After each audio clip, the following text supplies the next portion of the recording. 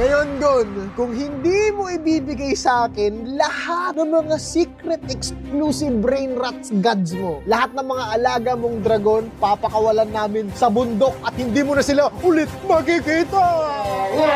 Putik na yun.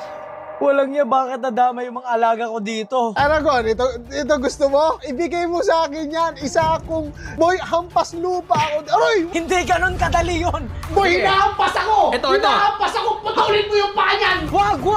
Ready ka na ba makipag-negotiation? Makipag-negotiation, pwede naman natin pag-usapan, pero gusto ko hindi masasaktan ang mga mahal kong alaga. Huwag ka mag-alala. Safe na safe sila kay Makmak. Basta, ang gusto ko lang, gawin mo lahat ng gusto ko. Simple lang, di ba? Lahat ng gusto mo. Una kong gustong ipagawa sa'yo, flex ng muscles. Flex ng muscle, saan ba? Sa totoong buhay? Sa totoong buhay, flex ng muscles.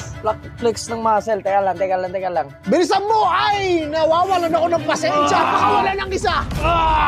Ayun na, nag-flex na pala, nag-flex na. Flex na, nagwawala na ako boy. Nagiging hook na ako dito.